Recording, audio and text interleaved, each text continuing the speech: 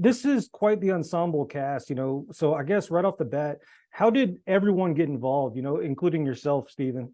Well, so I wrote this film Herd with my partner in crime, James Allardyce, who's the lead producer on it. We've been working together for about a decade, just on, all kinds of other stuff. And we wanted to tell a story, about that was grounded in kind of a zombie survivalist sort of world, where about, women going on a camping trip trying to save their failing marriage and ending up trapped between, a zombie outbreak and warring militia groups. So, that's kind of how it started. We wrote it with the intention of producing it ourselves and me directing. So then it was just about trying to get the damn thing made, man. And what about you guys? How did the cast come together? Well, got a script, read it, said I like it, shoot it. Kind of a no big story there. I mean, I don't have a history with everybody really. So mine's the old typical, We were very lucky. Like Corbin came up as a name that they were like, would you be interested in trying to get Corbin? And we're like, absolutely. Corbin's been in about a million things and is an incredible actor, and loved the opportunity to work with him. So it's just honestly still grateful that he said yes, and still grateful I get to talk to him and he doesn't hate me. Hate you, man. I love you, man. Why'd I hate you? Did Corbin's background in horror, films like The Dentist, did that maybe play an aspect in getting him this role, or just overall his whole filmography? I think the approach was get the best actor for the role kind of all across the board. And there is a little matrix you're trying to do, especially with an indie film, to get it made, get it funded, get it sold, get it distributed. But there, you know what I mean? You can't do that. So oftentimes people do that to the detriment of a role and a character. And, that wasn't really part of the equation. It was more, can we get even down to the people that play our featured Heps? Can we get good actors to play? And Hep is a zombie for us. It's like to play our featured actors, like the actor that plays the big vet office sequence, which is Dana Snyder's big scene. The actor who plays the Hep in that scene is a very, very good stage performer that I've known for a million years, named Steve Isom. He lives in St. Louis, Missouri, and he's a fabulous actor. And so I made the call to him and be like, Steve, would you like to do a line with a bunch of shit on your face, or do a role with a bunch of shit on your face and no lines, and it's going to be overnight shoots in the middle of nowhere, Missouri? But it's all about achieving those moments. Yeah. So talking about Dana, notably Master Shake, this is going to be a transition to more of like a serious dramatic role in a sense, like Louis. Was it a unique approach, or how did you adapt your acting style to kind of fit this genre and this particular case ultimately? Probably not screaming as much. That helps, but I still do a fair amount of yelling. Yeah. I mean, it's just if you really wanted to do it like that, he's really just a more human version of Master Shake. He finds everyone equally as annoying all around him. He still really wants to be by himself, but it was great. And I just got back. I was away doing a play.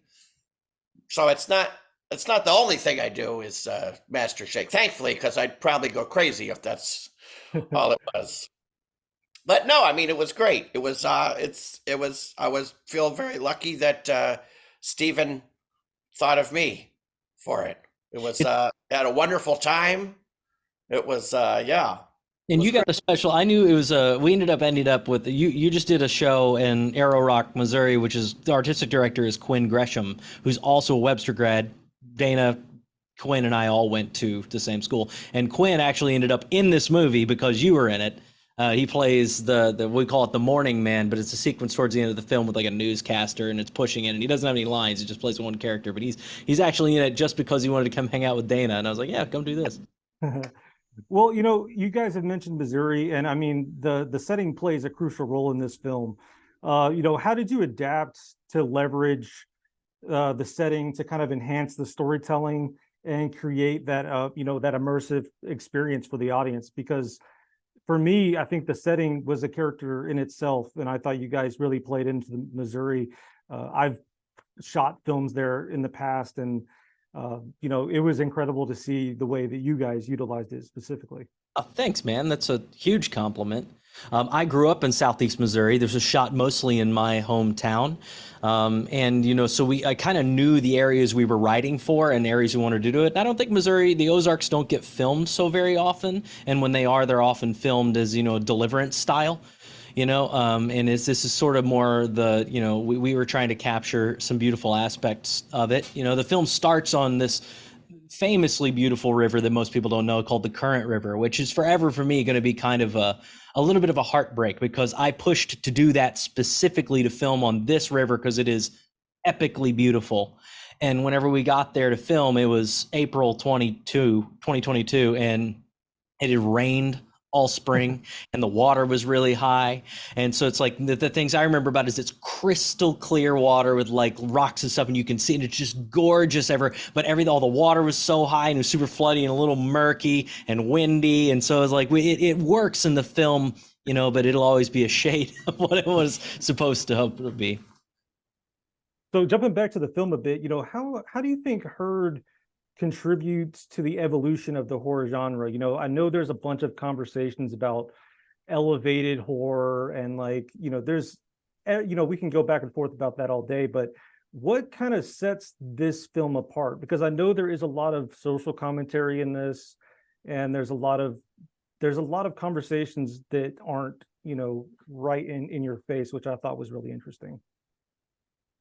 One thing that's interesting to me as an audience member, and you know, I've been working on development of a couple of zombie movies in different genres, mixing genres. But one thing, you know, is that you're kind of free to make whatever world you want it to be. I think it's worth noting in this. I guess there's other ones you guys could correct me. I'm not that big of a zombie aficionado, but you know, there's clearly, if you get a certain drug in time, you can reverse the effects, which there's this sort of time thing that you don't just immediately stand up and turn. I guess you could. I don't know, Stephen, I don't really know the world that you had in your mind, but clearly also, if you've gotten to in time, you can, you know, like with so many things, you can reverse the effect. But I found that kind of interesting and obviously needed for the ending of the film to be the way it was.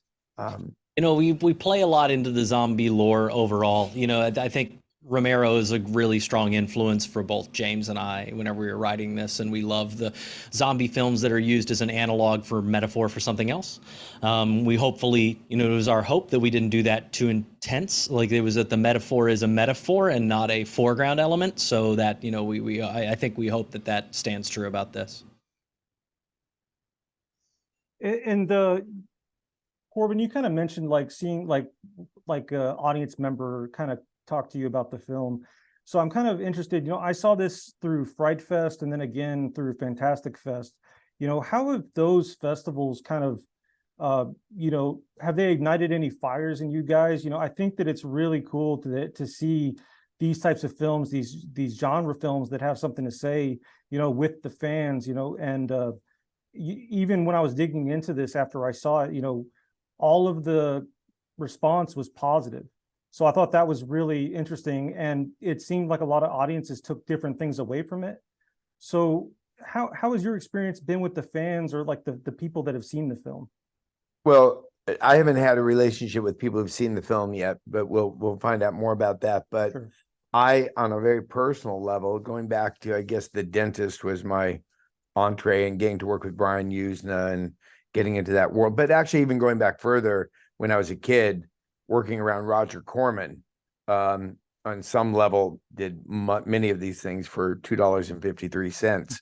You know, I've always enjoyed this genre in the real, true indie spirit. You know, I go work for the big networks and do the big TV show, and Major League is a big studio thing and all that, and I do enough of that. This, it'd be weird to me if this were a $40 million franchise movie that's a horror movie. It just, they just aren't as interesting to me. They don't seem to, not that, you know, hey, you know, if somebody wants to offer me a big money to go be in a $40 million franchise movie, yeah, sure, maybe. But I don't know that I would find it as interesting. When you work at the indie level, you know, you've got a restricted budget, and that sometimes makes you find extraordinary ways to achieve what you want to do that ultimately keep the world a little bit more real in this surreal world. Whereas you have too much money, it's like you see the gloss, but when you're trying to figure it out with an indie film, and not just horror, any indie film, you're just, hey, it rains. You don't stop, man. It's the fucking river is murky and muddy. It ain't how you remember it. That's how the river is. But you know what? Hey, it's great because the girl's relationship is murky. So you gotta really adapt. And there's something great about that. That's the whole indie world, and limited budget, limited days, no room for error. Very little room for error. I mean, a lot of films that I've actually directed and written, I think we had that contingency budget. That's gone in like the first 30 seconds. Okay, there's the contingency money, man. It rained. But it forces interesting things that keep indie films being indie films, and I like it. And when I'm not off doing the stuff that is big career advancement, money, family, that kind of stuff. I mean, it's exactly like, I relate a lot to this through all the stuff of Adult Swim. I mean, these are guys with no budget. They're forced to be creative and tell stories in the ways within the limitations that they're given. They're not like, I want a palace. It's not David O. Selznick showing up. Like, I want 50 elephants and they're going to be in gold. Like, yes, of course. And anything else? Yeah. And I want 3 jugglers on the back. No, it's like, you got a stool. You can do what you want with the stool, and it's a nice stool, but don't break it because we got to take it back on Wednesday. I think it's certainly more interesting to see what you can come up with on the fly. Yeah. It's terribly exciting. But it also keeps it real. That's the other thing. It keeps it in a real. So you can do this zombie thing, which I guess we all could agree doesn't really exist, but you do it. And if it's real, you sort of accept it. Where if it's too big and too clean, I mean, even Walking Dead, toward the end of it, I was like, okay, you got a lot of attention now. You got a lot of money. I've seen it. Like, okay, what are we? 33 minutes in, here comes the big zombie attack. It just feels pat, and I don't believe the world. I believe this world could be the world that happens when shit hits the fan. And by the way, it's great because you don't have so much money. You don't see what's happening all over the world. You find out what's happening in this little community. That's all you got the money for, which makes it really interesting because you're like, well, what is happening in New York and LA and Paris and whatever? It's kind of like, that's not important. What's happening to these people? And that grounds it for me. Yeah, I mean, you set the permissions of a film in the first couple of minutes, right? And you have to, like, it's all, and all stories are all just about the scope in which you want to tell it. Like, you're going to go, literally this big or this big. And just that sort of, you have to make sure that what we set the permissions, hopefully in the early bit of the film, to tell you what you're going to see, in the scope of what you're going to see. Because if you don't set that properly, then we try and scale up. It's because it's an action movie, so we do try and scale up across time. But if you set your permissions too big too early, you can't achieve that, and it looks cheap. So our mission was to try and strategically teach you what we're going to show you early on, visually, scale wise, and then ramp up. Yeah, it definitely adds texture, humanizes it, kind of as Corbin said. I was kind of curious as to how did you tap in, because the characters feel so real, to the psychology of your characters and to make their actions feel authentic. I know that you guys are fantastic actors, but there has to be something about the collaboration, or maybe just a positive atmosphere on set. How did you guys make it feel so real? Well, I think, when we wrote the characters, we started, we did a lot of reading and a lot of work and a lot of testing and a lot of rewriting, so that the subtext, most honest dialogue is, the first act of the film is Jamie running away from everything. And I'm a big believer in, I love Rodgers and Hammerstein and their writing, which is sort of an odd comparison for this film, I know, but just stick with me, it's going to come around. But the whole first act of the film is Jamie saying, no, everything's fine. No, I'm doing great. I'm having a great time. And that just is, I think it emulates, it didn't start that way. You can't write that way immediately. You start with at least the way we write, we start with what they're saying. and then you work it and massage it and build the subtext in. And we tried to do that across the board for all the characters. And also it was our deep mission that no one was a stereotype in the country elements, that these were real lived in people that have things they desire, that surprise you, that live in the gray area. Almost no one is black and white. Yeah, I mean, that's a big thing of everything. Nobody is black and white in real life. I mean, it's like we were talking about it playing an unlikable character, but you as the actor, you still got to like them, because ultimately they're not a bad person, they're a broken person. Right. They're extremes of just pure evil psychopaths. But most people, there's some psychology behind why they do the things they do, even if they don't want to do them. But you have to find that initial core of, I still have to find something likable about this guy. And that's what is always trying to fight through, doesn't always win, but it's that internal, that I think everybody can then, when it's a successful performance, people can relate to. Corbin, you were there early during shooting, right? As I remember, you were there you were early on. I think so. Yeah, I was, because I remember the girls when we all got together, and very early. Yeah, very early. They're right at the beginning. Yeah. I think you were there for the very beginning, because then Dana and everybody, the production kind of started small, got big in the middle, and then small. Wait, I was there at the beginning and the production started small? Is that what you're saying? Yeah, exactly. That's exactly right. It was just that we knew that we needed the universe to just have enough energy for Corbin Bernsen. Yeah, right. There you go. Okay. Now we're built Midwest potbelly, a little small top, big in the middle, small at the bottom. Yeah, I got you. And anyway, so it was like by the time Dana got there, it was like a big family. Like every day was we were having a lot of fun while we were doing it. And we were working extremely hard.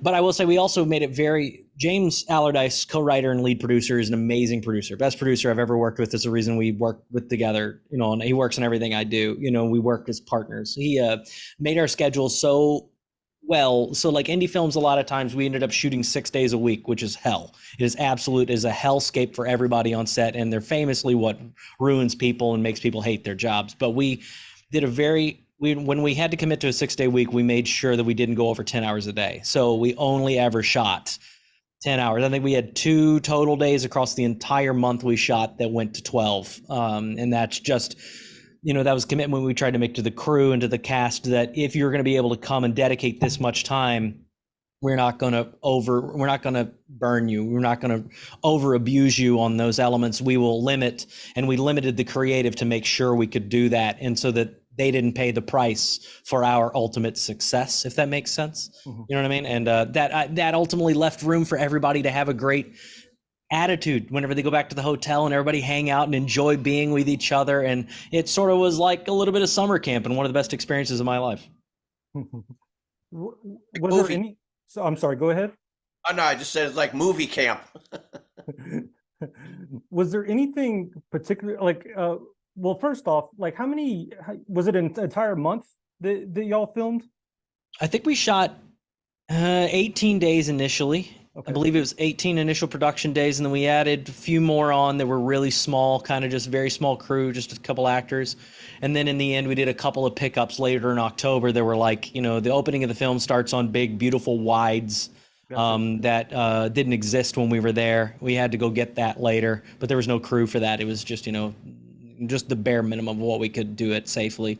And then we picked up a couple of scenes after some testing with the audience that were like, oh, we just need a little punch in here or there, but they're again very small. We were limited with what we could do, so we did what we could. Wow, yeah. How many? What kind of cameras did you use? We shot on 2 Alexas, an Alexa XT Plus and an Alexa Mini, and then we used the same lenses that they used on Let the Right One In, actually. So it was which was pretty deliberate. They had similar limitations, although much bigger. They had more funding than we did. Is that your preferred rig? Yeah, I pretty much only shoot Alexa. It's just, it's what I know. It's what I'm comfortable with. And I know how when I look at the monitor, I know what we can save our ass with. Gotcha. Yeah, the only reason I ask is because I got a couple of Alexas at my office, and they're like a little bulky for what we do. We get around better with like a C200, a Red. Like it just kind of depends on the. Yeah, the tools are the tools. You know what I mean? Like that's what ultimately, the other day I was telling somebody, we were talking about this exact thing, and I was like, The story is what matters. The performances are what matters. The characters are what matters. You can shoot it on anything if those are good, and it will still be enjoyable and watchable. All we're doing is adding experience and tools between, you know, us and the failure point, and then on an indie you just start stripping those away until you get kind of down to like, we're running right on the edge here. This is, you know, we're shooting this is going to be the minimum we can do and it still hold up. Excellent. Yeah. So, you know, we have a limited amount of time, and I guess before we wrap up, you know, the film, like there's a lot to unpack here, and you know, we've obviously had a really conversation about everything. But to wrap up, you know, is there anything that stands out in particular as rewarding for each of you, you know, to get this job done, or if not rewarding, was there anything challenging that you guys had to deal with on set? Well, I mean, it's rewarding product. Yeah. I think you know, but I mean, I think a lot of people don't realize how many movies never get made. Yeah. I mean, billion reasons for them not to make one. It has to be a perfect storm to get one actually made, let alone then one that people are actually going to watch and that people are actually going to like. Even after it's made, there's still more blocks to run over. But I mean, it's just been a sweet, wonderful experience knowing Stephen and seeing how long he's been working on this, and the fact that we're here today on a digital conference call. It's pretty rewarding in that sense. The rewarding thing for me at this point, and again, you know, you have to look at things in terms of where you're at in your career. I'll get on sets where there's a lot more money and people say, "What are you doing?" I say, "Well, yeah, I wrote 8 little faith-based films, believe it or not, about 15 years ago. I was exploring faith, Christianity, and all that stuff, and sort of fell in line with the group of people making those kinds of movies, and fell out of line when I just couldn't really understand their point of view anymore. But we made them for like 250, 300,000 bucks, 360 people. How do you do that? And I said, well, it can be done. And I just really I think there's just so much fucking money spent on big things. And yeah, if you're doing La La Land or something like, yeah, if you're doing something big and huge, great. I just watched The Equalizer 3. I thought it was fucking great. It probably cost $150 million, you know, and Denzel making 120, I guess. But I just so appreciate when, and again, I don't even know what the budget of this was, but I know it was smaller. And I love seeing where I can point to, because there's so many people that I work with that I think that I respect, are good filmmakers and storytellers and writers. A lot of writers go, how do you make a movie for $300,000, $500,000? It's impossible. I'm going, no, the fuck, it's not impossible, you know? And I just like seeing, when I see a film like this come together with what I assume to be a limited budget, I'm just encouraged, because it says a couple of things. One is, as an older dude who's not getting hired for every, you know, $150 million Denzel Washington movie, I can go make a lot of movies. I live up here in the Hudson Valley. I have dreams. You can point a camera in any direction. Yeah. You talk about how beautiful it is in Missouri. I can put a camera here at 6 o'clock at, you know, the sun is setting over the Hudson River, and I could shoot a beautiful movie that's cost you zero. But I know that films can be made, and I just like seeing when you have a good storytellers, actors, directors, writers, grips, everybody coming together. I know you can do a beautiful story on a limited budget. It also says a lot for a lot of young filmmakers. I have 4 sons who all want to make films. The opportunity is there, and even they say, "I need $2 million." I go, "Fuck, you don't know. I read your little script. You can do it for $150,000. You know, go find some money and make a fucking movie." And I know it can be done. So I like that reassurance that what I say is true. It can be done. You know, it's funny you mentioned the Hudson Valley. This script was originally called "It Came From Within." That was the first title, and we shot a 2-minute trailer, maybe even less, 90-second trailer in the Hudson Valley. Right. And that's how we got in a strong portion of our funding, was using that as a tool to show what we were going to do and give a sense of the film. And I just wish you had shot it here. No. I want to keep pointing to the Hudson Valley, man. I don't want to go too far from home. I want to wake up and drive to work. Hey, we'll see, Corbin. Maybe in the next one, man. All right, bud. Like the Courtyard Marriott Suites? What's that? You didn't like the Courtyard Marriott Suites in Poplar Bluffs? No. No, I don't like many places. There was one production that I was in that the hotel was so bad. I actually said, I'm going to sleep in the motorhome they had for me, which was not big. It was better than the hotel. So just park that fucker outside the hotel. I'll sleep in the parking lot. I'm not at this point in life. I don't know. Sure. For a couple of days, it's fine, but I don't know. Steve, to wrap By up. the way, in that one, as I recall, like a lot of roadside crews would stay there.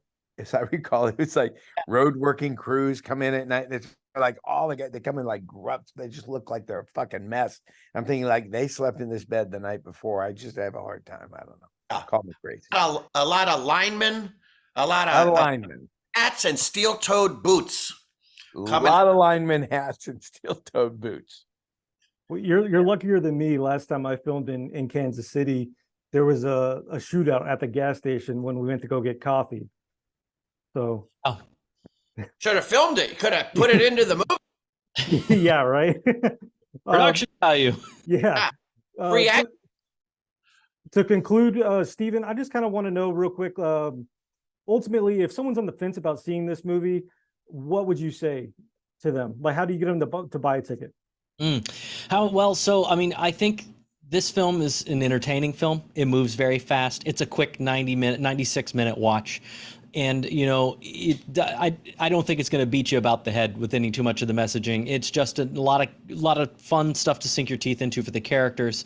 But for me, it moves, it's action more than it probably is horror. And I mean, I think that'd be sort of my short pitch. And, I hope people enjoy it. And I'm totally naked in it. You can use that. Exactly. I mean, yeah. Corbin goes full frontal. You gotta wait. Frontal with two girls while they're making out. What more do you want to say? Come on.